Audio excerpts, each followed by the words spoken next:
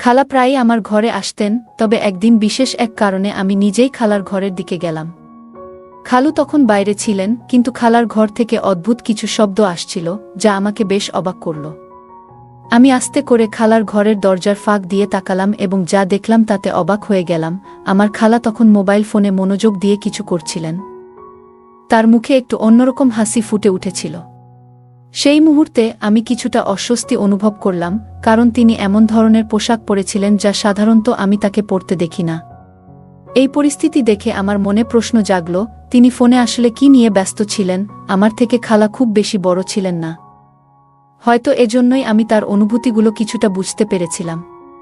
তাই আমি ধীরে ধীরে পা টিপে নিজের ঘরে ফিরে গেলাম এবং এমন ভাব করলাম যেন কিছুই বুঝতে পারিনি। তবে আমার মনে হয়েছিল যে খালা একাকিত্বের শিকার এবং কিছু ভুল করছেন। খালু তার জন্য সময় দিতেন না, আর সম্ভবত এই কারণেই তিনি নিজের একাকিত্ব মেটানোর চেষ্টা করছিলেন। আমি তখন নিজের মন থেকে এই ভাবনাগুলো সরিয়ে দিয়েছিলাম, কারণ খালা তো আমায় নিজের বাড়িতে থাকার সুযোগ দিয়েছিলেন। আমি তার ব্যক্তিগত বিষয়ে জড়াতে চাইনি। তবে আমি কি জানতাম আমার সাথে এমন কিছু ঘটবে? খালা ছিলেন একেবারে তরুণী ও অত্যন্ত সুন্দরী একজন মহিলা, যার বয়স খালুর থেকে অনেকটাই কম ছিল। প্রথমবার খালাকে দেখে আমার বিশ্বাসই হচ্ছিল না যে উনি খালুর স্ত্রী। খালু যখন খালাকে আমাদের ছোট শহরে নিয়ে আসেন মায়ের সাথে পরিচয় করানোর জন্য, তারা খুব আনন্দের সাথে এসেছিলেন। কিন্তু খালাকে দেখার পরেই মায়ের মনোভাব পাল্টে যায়। আসলে খালু কাউকে কিছু না জানিয়েই বিয়ে করেছিলেন। তার মা বাবা আর বেঁচে ছিলেন না, তাই খালু বড় শহরে একা থাকতেন এবং সেখানেই কোনো ভাই বোনকে না জানিয়ে বিয়েটা সেরে ফেলেছিলেন।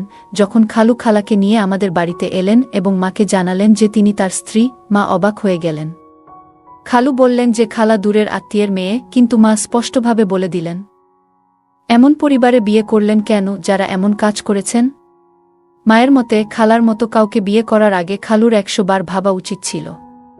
মায়ের স্পষ্ট জানিয়ে দিলেন যে খালাকে তিনি মেনে নিতে পারছেন না। খালার মন ভেঙে গেল। তিনি রাগে বললেন, আমি কোনো ভুল করিনি। আমি খালুকে ভালোবেসেছি, আর আমরা দুজনেই পছন্দ করে বিয়ে করেছি। এটুকুই আমার অপরাধ। কিন্তু মায়ের তার পুরনো সমস্ত গল্প সামনে এনে তাদের বাড়িতে থাকার জায়গা দেননি। খালু যেমন খালাকে নিয়ে এসেছিলেন তেমন করেই ফিরে গেলেন। খালু আর খালার চলে যাওয়ার পর মা খালার সম্পর্কে আমাদের সামনেও অনেক কটু কথা বললেন। মা জানালেন খালার পরিবার অতীতে নানা সময়কার আত্মীয় ছিলেন এবং তাদের পরিবার সবসময় অর্থলোভী ও সন্দেহজনক চরিত্রের ছিল। এই কথাগুলো শোনার পর আমরাও মায়ের কথা মেনে নিলাম এবং ভাবলাম হয়তো খালা লোভেই বিয়েটা করেছেন। খালা ছিলেন খালুর থেকে বয়সে অনেক ছোট এবং খুবই সুন্দরী। তাই আমার মনে প্রশ্ন জেগেছিল, কেন তিনি এত বড় বয়সের একজন ব্যক্তির সাথে বিয়ে করলেন? আমার বোনেরাও বলেছিল হয়তো খালা টাকার লোভেই এই বিয়ে করতে বাধ্য হয়েছিলেন। তবে যখন আমি বড় শহরে খালুর বাড়িতে থাকলাম, ধীরে ধীরে খালার সাথে আমার বন্ধুত্ব গড়ে উঠল। সময়ের সাথে সাথে আমাদের সম্পর্ক আরও মজবুত হল। আমার মনে হতে শুরু করল হয়তো আমার মা খালার ব্যাপারে ভুল ধারণা পোষণ করতেন। খালার আচরণ আমার প্রতি খুবই বন্ধুত্বপূর্ণ ছিল। তিনি ছিলেন একেবারে খোলামেলা, আমাদের মধ্যে কোনো দ্বিধা ছিল না। খালা এমনভাবে আমার সাথে মিশতেন যেন আমরা বহুদিনের পরিচিত। খালা বাড়ির কাজকর্ম করে এসে আমার কাছে বসতেন। আমরা একসাথে টিভি দেখতাম, কখনো গেম খেলতাম। খালা ধীরে ধীরে আমার ঘনিষ্ঠ বন্ধুতে পরিণত হয়েছিলেন। তিনি সবকিছু আমাকে খুলে বলতেন, বিশেষ করে খালুর ব্যাপারে তার অভিযোগগুলো। তিনি বলতেন খালু তার জন্য সময় দেন না, তাই আমার আশায় তিনি খুব খুশি হয়েছিলেন। তিনি সব সময় আমার খুব কাছাকাছি থাকতেন। এরপর খালু যখন কাজে বের হতেন, খালা প্রায়ই আমার ঘরে চলে আসতেন। কখনো বিছানায় বসে কথা বলতেন, আবার কখনো আমাকে পাশে নিয়ে ঘন্টার পর ঘন্টা আলাপ করতেন।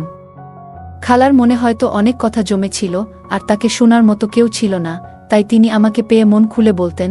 একদিন কথা বলতে বলতে হঠাৎ খালা আমার হাতে হাত রেখে বললেন, তোমার মতো শক্তসামর্থ্য পুরুষরা আমার খুব ভালো লাগে।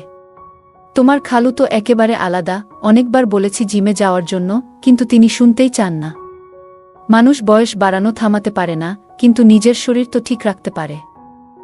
খালার এই কথায় আমার হাসি পেয়ে গেল, কারণ খালুর পেট সত্যিই বেশ বড় হয়ে গেছে। তিনি প্রচুর খেতেন এবং নিজের স্বাস্থ্যের কোনো খেয়াল রাখতেন না। তবে খালা বলতেন, তোমার খালুর শরীর আর ভালো লাগে না আমার। তিনি মজা করে বললেন, তুমি কেন তোমার খালুকে বোঝাচ্ছ না, যাতে তিনিও তোমার মতো ফিট হয়ে যান? পুরুষ মানুষ ফিট হলেই ভালো লাগে। আমি হেসে বললাম, যতই চেষ্টা করো, খালুকে জিমে পাঠানো সম্ভব নয়। যতক্ষণ না তিনি ভুলভাল খাবার খাওয়া বন্ধ করবেন, ততক্ষণ ফিট হওয়া সম্ভব না।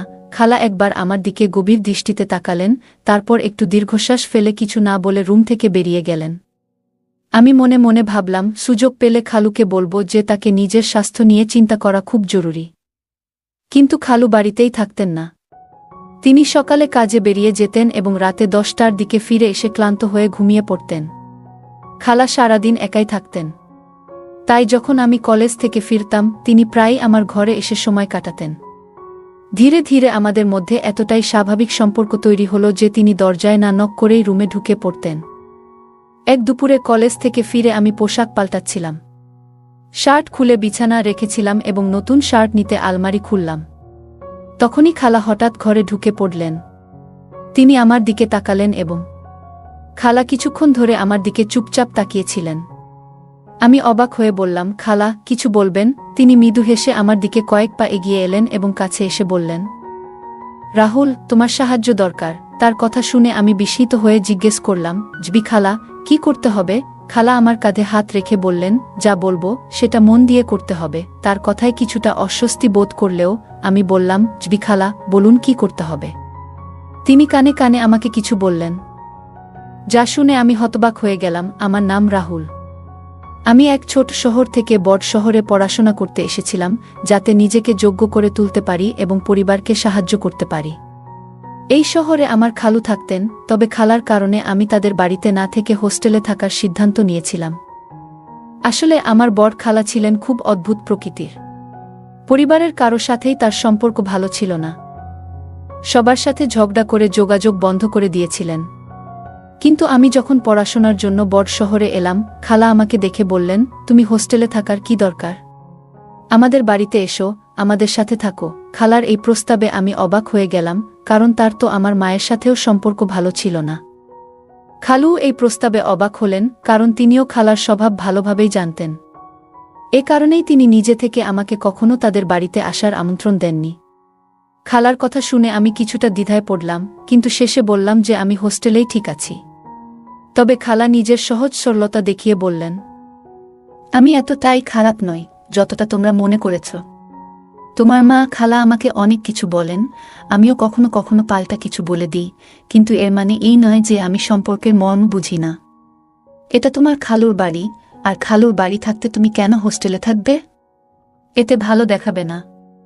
এখন থেকে তোমাকে আর হোস্টেলে ফিরে যেতে হবে না। আমি তো শুধু খালুকে সালাম জানাতে গিয়েছিলাম, কিন্তু খালার কথায় পুরোপুরি অবাক হয়ে গেলাম। খালা মুচকি হেসে বললেন, যাও, তোমার হোস্টেল থেকে সবকিছু নিয়ে এসো। আমি তোমার পছন্দের খাবার তৈরি করছি। এরপর খালা খালুকে বললেন, উপরের ঘরটা পরিষ্কার করিয়ে নাও, রাহুল এখন থেকে এখানেই থাকবে। এটা শুনে খালু বেশ খুশি হলেন। আমিও ভাবলাম হোস্টেলের খরচ বাঁচবে আর বাড়ির খাবারও পেয়ে যাব। বাইরে থেকে খাবার খেতে খেতে আমি ক্লান্ত হয়ে গিয়েছিলাম। 4 বছর এইভাবে কিভাবে চালাবো?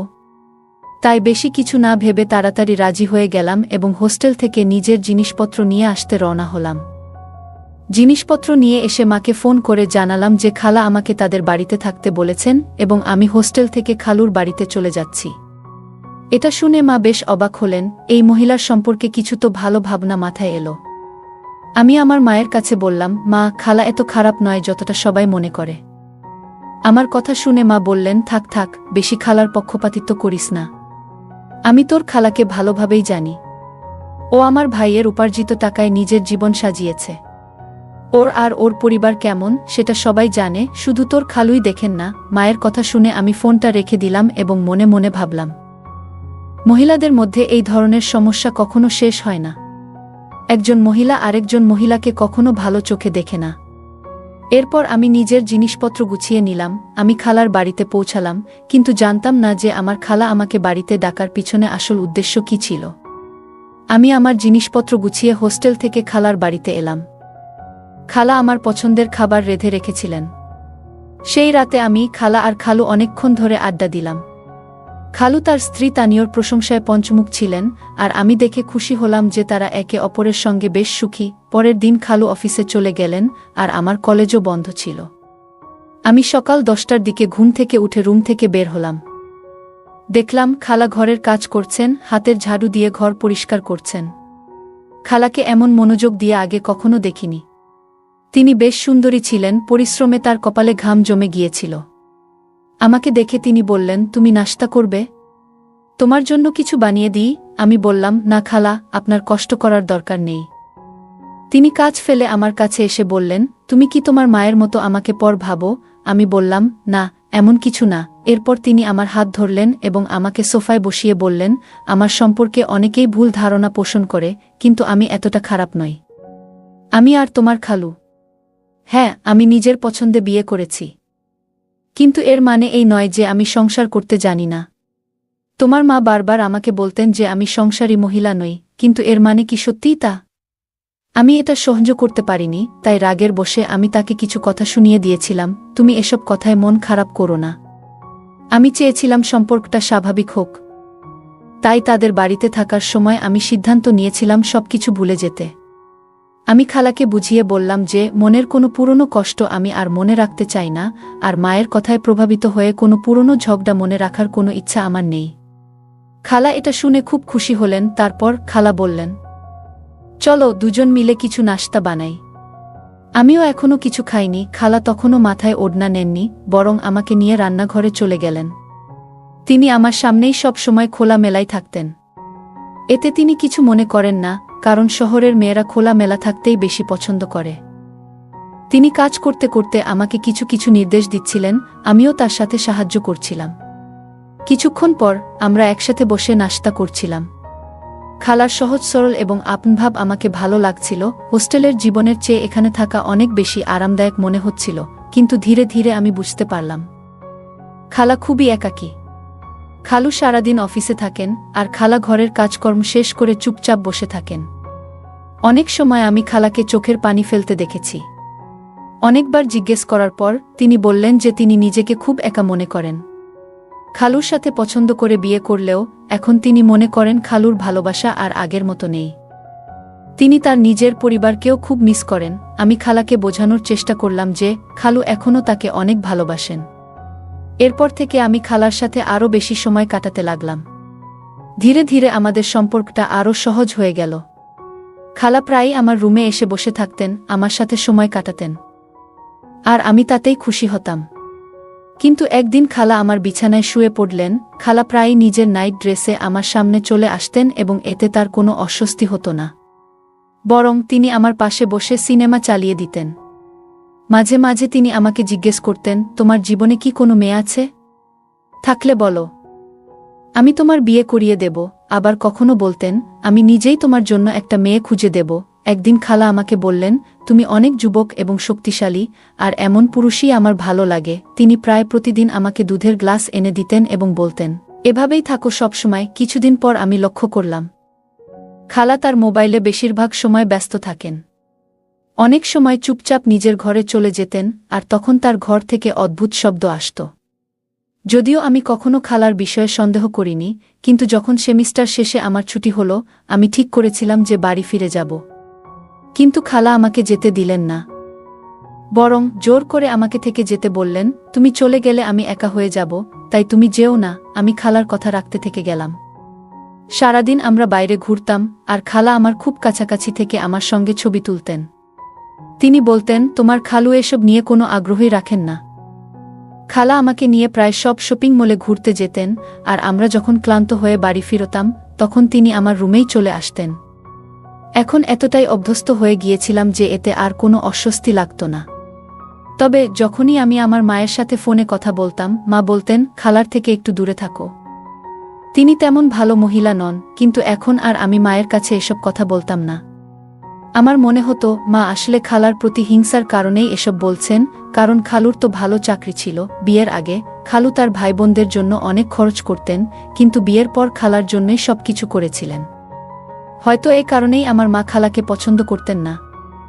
কিন্তু আমি খালার মধ্যে তেমন কোনো খারাপ কিছু দেখতে পাইনি। খালু আমাদের প্রচুর টাকা দিতেন, কারণ বিয়ের আগে তিনি তার সব রোজগার ভাইবোন ও তাদের সন্তানদের জন্য খরচ করতেন। সম্ভবত এই কারণেই তাদের কেউ খালুর বিয়ের দিকে মনোযোগ দেয়নি। খালার সাথে সময় কাটানো আমার জন্য খুব ভালো লাগত, আর ছুটির দিনগুলো দ্রুত কেটে যাচ্ছিল।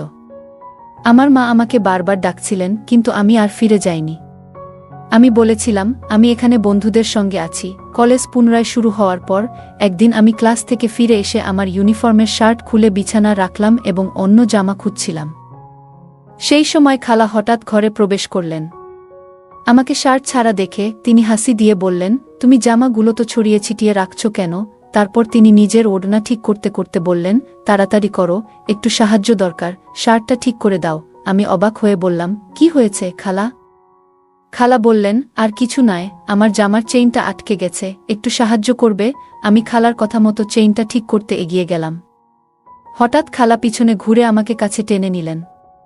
আমি অবাক হয়ে গেলাম এবং একটু ঘাবড়ে গেলাম, বুঝতে পারছিলাম না কি ঘটছে। তখনই খালুর গম্ভীর কণ্ঠ ভেসে এলো। এখানে কি চলছে? খালুর কণ্ঠ শুনেই আমি তাড়াতাড়ি দূরে সরে গেলাম। খালাও দ্রুত উঠে দাঁড়ালেন আর তার জামার চেইন খোলা থাকায় সেটা ঠিক করতে লাগলেন। খালা খালুর সামনে পড়েই কান্নাকাটি শুরু করে দিলেন এবং তাকে শক্ত করে জড়িয়ে ধরলেন। তিনি বলতে লাগলেন, আমি তো ওকে আপনার ভাগ্নে ভেবে বাড়িতে জায়গা দিয়েছিলাম, তার যত্ন নিয়েছি, কিন্তু দেখুন, ও আমার মান সম্মানের শত্রু হয়ে উঠেছে। দেখুন তো, ও আমার শার্টটাও পুরো নষ্ট করে দিয়েছে। এটা বলেই তিনি নিজের শার্টের দিকে ইশারা করলেন, যা কিছুটা ছেঁড়া ছিল। তারপর খালা বলতে লাগলেন, আমি আপনাকে অনেকবার বলার চেষ্টা করেছি যে ওর মনোভাব ভালো না, কিন্তু সাহস পাইনি। ভয় ছিল আপনি আমার কথায় বিশ্বাস করবেন না, উল্টে আমাকেই ভুল বুঝবেন। তাছাড়া আপনার পরিবারের লোকজন তো আগেই আমাকে ভালোভাবে নেয় না। যদি এই ঘটনা কাউকে জানানো হয় তাহলে সবাই আমাকে দোষ দেবে। আমি তো সবকিছু সঠিকভাবে করার চেষ্টা করছিলাম, কিন্তু ফেঁসে গিয়েছি। এরপর খালা নিজের মোবাইল ফোন বের করে সেই ছবিগুলো দেখালেন, যা তিনি নিজেই আমার সঙ্গে ঘনিষ্ঠভাবে তুলেছিলেন। খালা বললেন, ও এই ধরনের কাজ অনেক দিন ধরেই করে আসছে, কিন্তু আমি উপেক্ষা করেছি। আজ তো ও সব সীমা ছাড়িয়ে গেছে। আপনার বোন নিজেকে অনেক সম্মানিত বলে দাবি করেন, কিন্তু তার ছেলেকে তিনি মহিলাদের সম্মান করতে শেখাননি। আমাকে সবসময় বদনাম করে, খারাপ কথা বলে এড়িয়ে চলে, আর তার ছেলে এমন কাজ করছে অথচ তাকে কোনো খবরই নেই। এই কথা শুনে খালু রেগে গিয়ে আমার কাছে এসে এক চড় মারলেন এবং বললেন, তোমার মা সবসময় আমার স্ত্রীকে খারাপ চরিত্রের বলে এসেছে, কিন্তু নিজের ছেলেকে কিভাবে মানুষ করেছেন তা কি চোখে পড়ে না? এখনই আমার বাড়ি থেকে বের হয়ে যাও। তারপর খালু আমার সামনে থেকেই আমার মায়ের কাছে ফোন করলেন এবং বললেন, তোমার ছেলেটা আমার স্ত্রীর সম্মানের উপর আঘাত হেনেছে। তিনি আমার মা সম্পর্কে খারাপ মন্তব্য করে ফোন কেটে দিয়ে নিজের ঘরে চলে গেলেন। আমার খালা কাঁদতে কাঁদতে তার পেছনে চলে গেলেন। সবকিছু এত তাড়াতাড়ি ঘটে গেল যে আমি কিছু বুঝে ওঠার আগেই নিজেকে দোষমুক্ত করার জন্য কিছুই বলতে পারলাম না। খালু আর আমার সঙ্গে কোনো কথাই বলতে চাইছিলেন না। আমি কান্না করতে করতে আমার জিনিসপত্র গুছাতে লাগলাম। কিছুক্ষণ পর খালা চুপিসারে আমার ঘরে ঢুকলেন। আলমারির পাশে ঠেস দিয়ে দাঁড়িয়ে হেসে বললেন, তোমার মা সবসময় আমাকে খারাপ পরিবারের মেয়ে বলে অপমান করেছে, আমার চরিত্র নিয়ে কথা বলেছে। অথচ আমার একমাত্র দোষ ছিল, আমি প্রেম করে বাড়ি থেকে পালিয়ে বিয়ে করেছিলাম। এখন দেখো কিভাবে তোমাকে খারাপ চরিত্রের হিসেবে খালুর সামনে দাঁড় করিয়ে দিলাম। এখন তোমার মা বুঝবে বিনা কারণে কাউকে দোষ দিলে তার উপর কিভাবে বিপদ আসে। আমি তো বিয়ে করেছি, কিন্তু তোমার উপর যে অভিযোগ উঠেছে সেটা তো খুব ভয়ানক। সারা জীবন এই কলঙ্ক কখনো ধুতে পারবে না।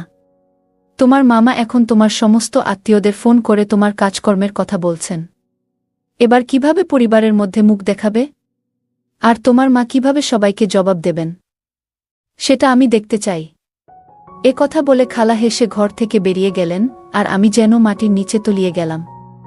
তখনই আমার মাথায় এলো, এটা সবই আমার মায়ের সাথে শোধ নেওয়ার জন্য ছিল।